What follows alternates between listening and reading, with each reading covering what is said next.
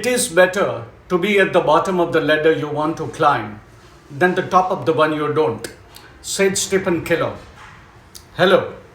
All of us know about the outstanding movie called Pursuit of Happiness, but today we will discuss a book titled Happiness of Pursuit by Chris Guillebeau. Have you ever felt that in a moment of spark, out of nowhere, you realize that your desire buried for years is asking you to be released? Are you happy with your life? Have you heard your own inner call? It is better to hear it right now. Most people die unhappy because they have regrets, and one life is too precious to die of regret. But then we all are stuck in a mundane life. We have a family, we have jobs or businesses for which we sacrifice our dreams. We have money to be saved and we have societal pressure. Is it possible at all even to think of doing something we always wanted to? Well, Chris believes that we all can.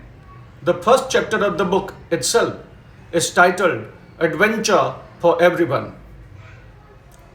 The writer recounts from his own experience that his quest was to travel all around the world, and before he turned 35, he had actually traveled nearly all countries in the world.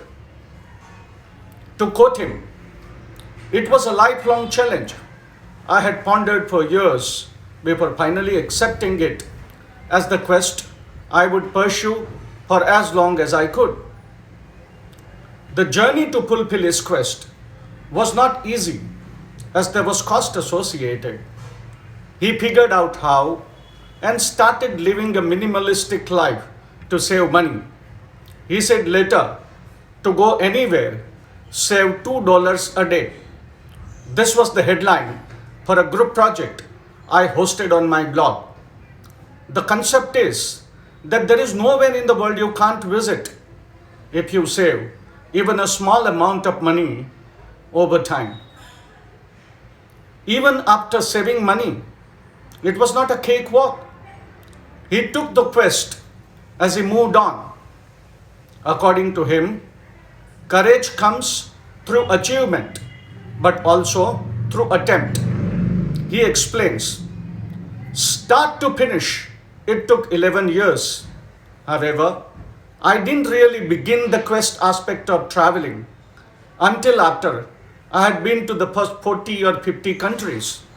From there, I set a goal of visiting 100 countries. As I approached the first 100, I decided to accept the challenge of visiting all of them. This led to a 5-year process of traveling more than 300,000 miles a year, constantly learning about the world and figuring out logistics as I went along. I also visited many of the same countries over and over as I traveled to locations further afield. Chris might have been lucky to travel this much, one would guess, but the quest need not be measured on how much. Rather, it should be measured on whether one could start or not. There are, of course, always risks associated with one's quest. One may lose a job, one may lose the family, or one may die halfway. But then life without the pursuit also has the same risks. So while risks should not deter one, they should better one by planning well and learning on the way to minimize risks. He explains in one of his blogs the imposter syndrome. The trick is to think of it like this: the part of you that hesitates or holds you back is the imposter. Whenever you allow your fears to make your decisions, that's when you are giving in to an imposter syndrome. Meanwhile, The part of you that longs to break free, that's the real you. The real you is a winner, a risk taker, a decision maker.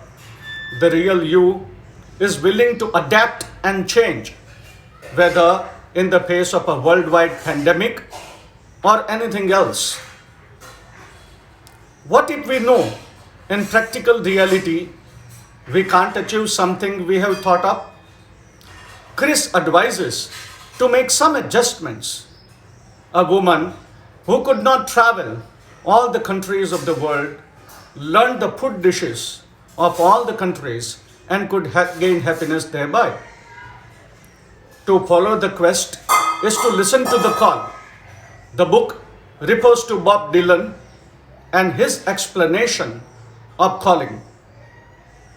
I quote, in an interview for Rolling Stone, Bob Dylan was asked about the word calling.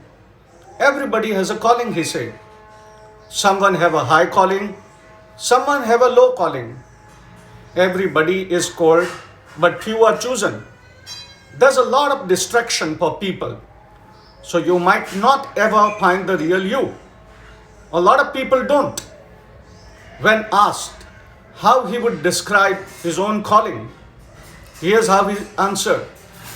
Mine, not any different from anybody else's. Some people are called to be a good sailor. Some people have a calling to be a good tiller of the land. Some people are called to be a good friend. You have to be the best at whatever you are called at. Whatever you do, you ought to be the best at it. Highly skilled. It's about confidence, not arrogance. You have to know that you are the best, whether anybody else tells you that or not. Unquote. So friends, be the best, and if at all, struggles look more intimidating than the pleasures of being on the quest, this is what Chris has posted on his Facebook wall. I quote, there's a 1,000 prize puzzle. On one side is a map of the world, on the other is a picture of you. Trying to solve the puzzle for the world is almost impossible. Solving the puzzle for you is simpler and achievable. By solving the puzzle for you, the world's solution also comes through. Let's start solving the puzzle by solving our own picture. Thank you.